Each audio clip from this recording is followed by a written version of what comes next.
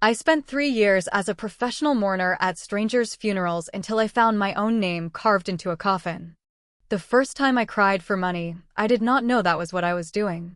I was 24 years old, unemployed, living in a city where the cost of breathing seemed to rise every month, and I answered an advertisement on a community board that read simply, "Emotional support needed. Discreet. Well compensated." I assumed it was something clinical, perhaps sitting with hospice patients or comforting grieving relatives in a hospital setting. I had no idea that the emotional support being requested was for dead people who would never know I was there, or that the discretion required was about my complete lack of connection to the life being mourned. The woman who hired me was named Mrs. Pemberton, a funeral director with steel gray hair and the kind of composure that suggested she had seen every possible human reaction to death and had filed them all away in some mental cabinet labeled handled. She explained the job without sentiment. Some families, she said, were concerned about attendance at their loved one's service. Perhaps the deceased had outlived their friends. Perhaps they had alienated their family through years of difficult behavior. Perhaps they were simply lonely people who had lived small lives and died small deaths, and their relatives wanted the send-off to look respectable, to have the pews filled with bowed heads and the occasional sniffle, to create the illusion that the person had mattered to more than the handful of people who actually knew them. My role was to sit in the back, dressed in black, and cry. Not dramatically, not theatrically, but with the quiet, dignified sorrow of someone who had known the deceased in some undefined capacity and was feeling the weight of their absence. I was to arrive early, leave late, speak to no one unless spoken to, and if anyone asked how I knew the departed, I was to say something vague about work or church or the neighborhood, something that could apply to anyone and commit me to nothing. For this, I would receive $200 per service, cash, no taxes, no records, no questions about why a healthy young woman with no apparent connection to the deceased was weeping in the fourth row. I took the job because I was hungry, because my rent was due and my student loans were accumulating interest and my pride had been eroded by months of rejection letters and silent job applications. I told myself it was acting, a performance no different from theater, a harmless deception that brought comfort to grieving families and money to my empty bank account. I did not consider what it would do to me to cry for strangers, to manufacture grief on demand, to become a professional vessel for other people's sorrow. The first funeral was for a man named Harold Finch, 89 years old, retired postal worker. Survived by a daughter who lived in another state and had flown in for the service with her husband and 2 teenagers who spent the entire ceremony scrolling through their phones. There were 11 people in attendance, including the funeral home staff and the minister. I sat in the back, wearing a black dress I had bought at a thrift store, and I thought about my own grandfather, who had died when I was 15, who had taught me to play chess and had smelled like pipe tobacco and peppermint. I thought about the last time I had seen him, in a hospital bed, his hand in mine, his eyes already looking at something I could not see. And I cried. Real tears, hot and messy, for Harold Finch who I had never met, for my grandfather who I had loved, for the strange collision of memory and performance that made both feel simultaneously authentic and false. Mrs. Pemberton found me afterward, in the parking lot, smoking a cigarette I had bummed from a gravedigger. She handed me an envelope with $200 in 20s, and she told me I was good at this. Too good, she said, with an expression that might have been concern or might have been professional assessment. She asked if I was planning to make this a regular arrangement. I looked at the money in my hand, enough to cover my electric bill and buy groceries for a week, and I thought about the alternative, the endless job applications and the mounting rejections and the slow erosion of hope that had been my life for the past 8 months. I told her yes. I told her I would take every service she had. That was how I became a professional mourner.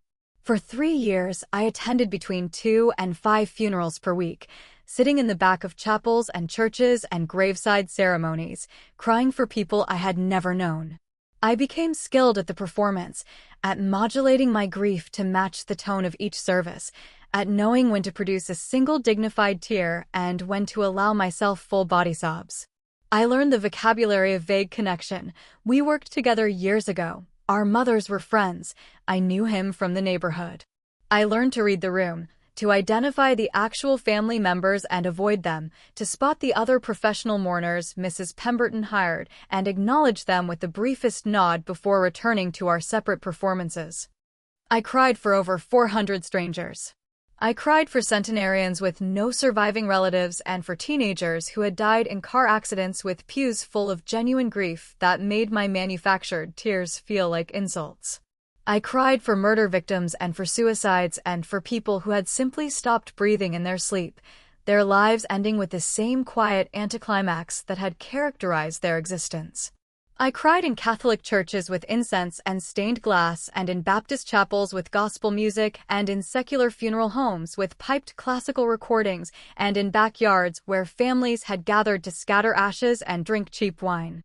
I became a ghost at the edges of other people's tragedies, absorbing their sorrow like a sponge, carrying it with me into the night where I would sit in my apartment and try to remember what my own grief felt like when it was not being performed for pay. Update 1. The transformation happened gradually, so slowly that I did not notice it until it was complete. I started having trouble crying in my real life. When my aunt died, a woman I had genuinely loved, I sat at her funeral dry-eyed and terrified, unable to produce the tears that everyone around me was shedding, feeling like a fraud even in my authentic grief, because my body had forgotten how to distinguish between real sorrow and performed sorrow. When my relationship of 2 years ended, I felt the pain acutely, the loss and the loneliness and the future collapsing, but my eyes remained stubbornly dry. I had used up my tears. I had spent them all on strangers, and when I needed them for myself, there was nothing left. Mrs. Pemberton noticed the change before I did. She started giving me the harder services, the ones where the family wanted more than quiet crying in the back. She asked me to deliver eulogies for people I had never met, to stand at the podium and speak about their character and their kindness and the impact they had had on my life. She gave me scripts, biographies compiled from obituaries and family interviews, and I learned to deliver them with the trembling sincerity of a close friend. I spoke about Harold Finch's dedication to the Postal Service and his love of gardening. I spoke about a woman named Margaret who had fostered cats and never married, weaving stories about her generosity that I had invented whole cloth.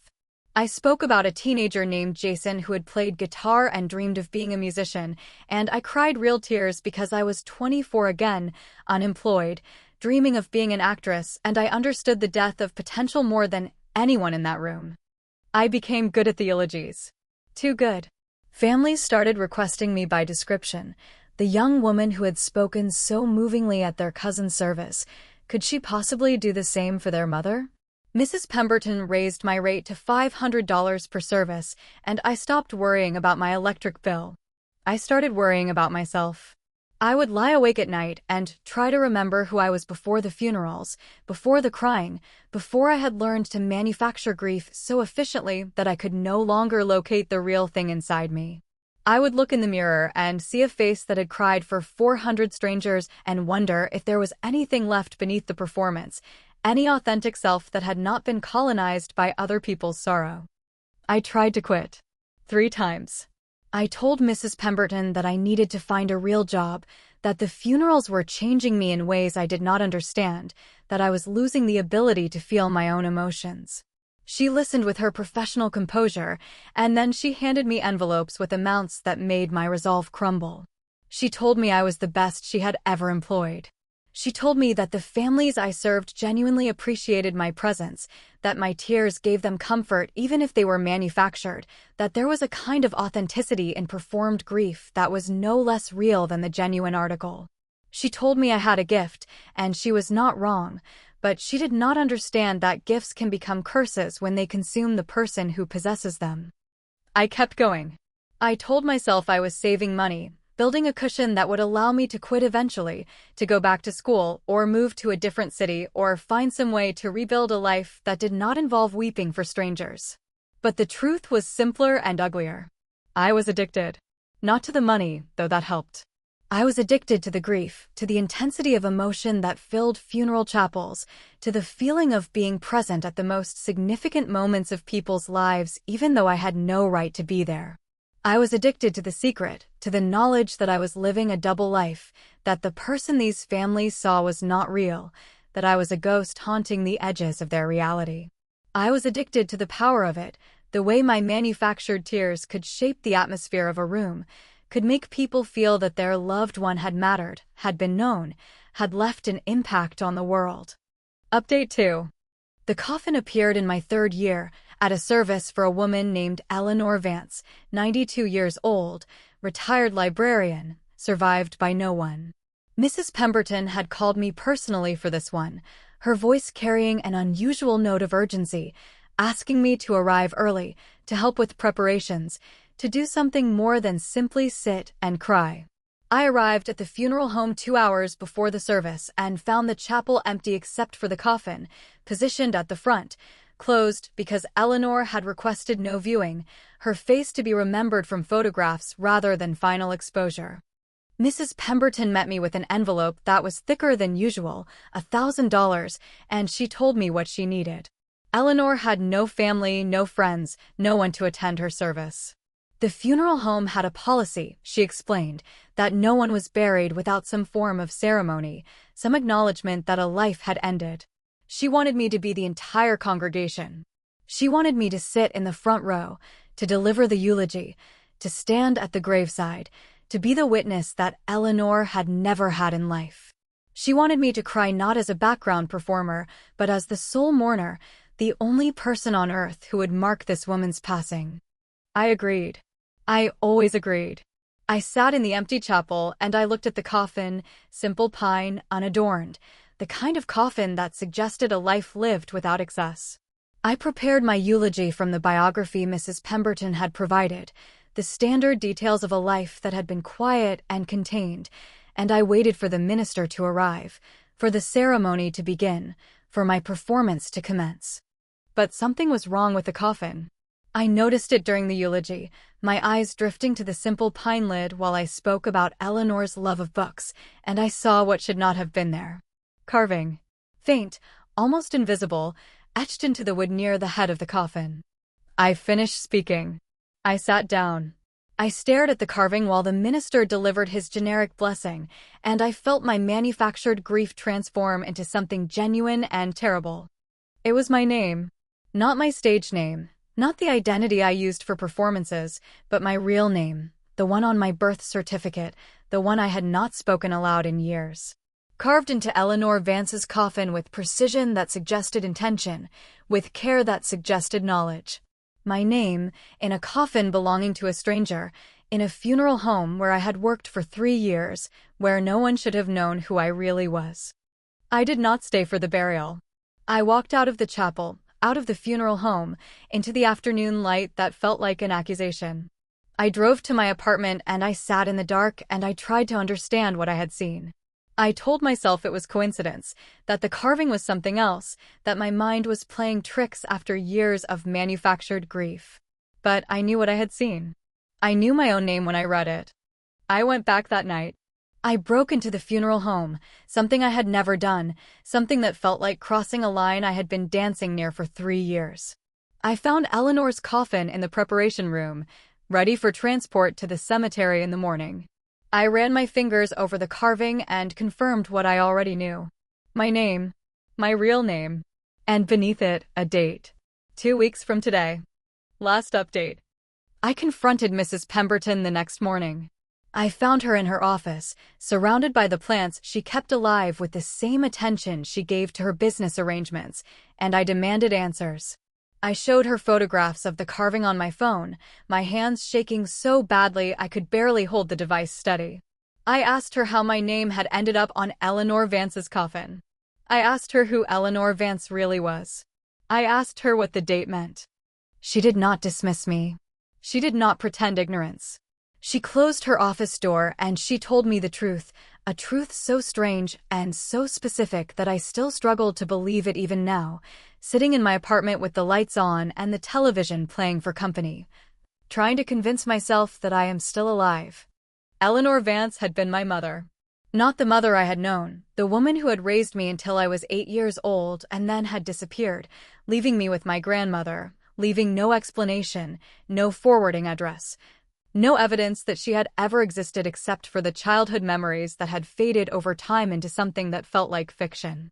The woman I had known as my mother had been named Sarah, had been warm and present, and then suddenly absent, her disappearance explained by my grandmother with vague references to mental illness and the need for distance. I had stopped asking about her by the time I was 12. I had stopped thinking about her by the time I was 15. She had become a ghost, a story, a missing piece of my history that I had learned to live without. But Eleanor Vance was Sarah. Mrs. Pemberton had known her for decades, had handled her mother's funeral, had maintained contact as Eleanor moved through life under her new name, her new identity, her deliberate erasure of the past.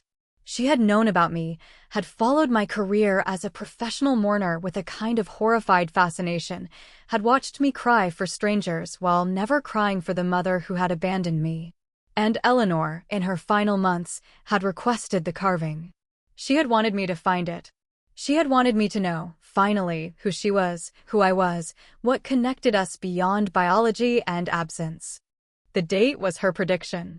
Not a threat, Mrs. Pemberton emphasized, but a kind of prophecy, a belief that Eleanor had developed in her final years that people who spent their lives surrounded by death would eventually be claimed by it.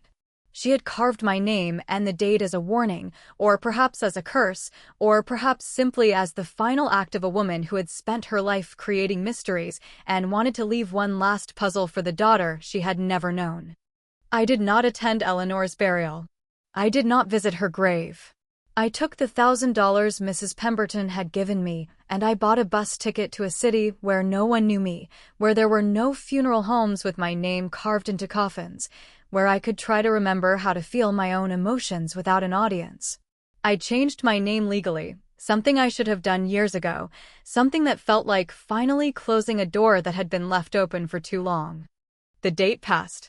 2 weeks after I found the carving, I sat in a cheap motel room and waited for something to happen, for death to claim me as Eleanor had predicted. Nothing happened. The sun rose. The sun set. I continued breathing. And I understood, finally, that the prophecy had been wrong, or perhaps that it had been a different kind of prophecy altogether. Eleanor had not been predicting my death. She had been predicting the death of the person I had become, the professional mourner, the ghost who cried for strangers. She had carved my name into her coffin to kill that version of me, to force a transformation, to make me choose between continuing my performance or reclaiming my life. I chose reclamation. It has been 2 years since I last cried for money. I have a job now, a real one, working in a bookstore where the only tears I shed are over the endings of novels that move me. I have friends who know my real name.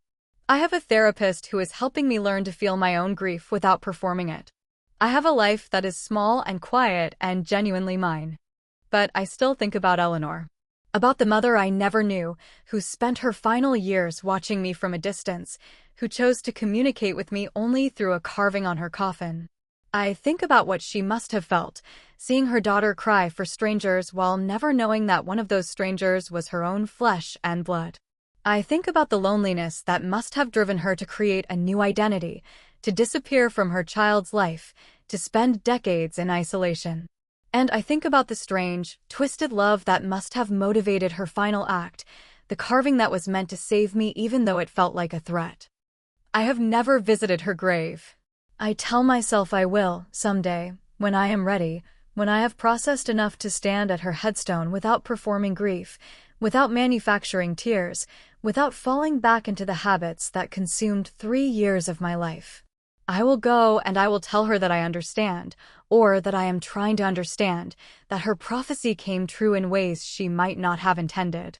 I will tell her that her daughter is alive, that the person carved into her coffin died and was reborn, that the tears I cry now are my own. And I will hope, against all reason, that somehow she knows, that somehow she can hear me, that the connection we never had in life can be honored in the silence of her death.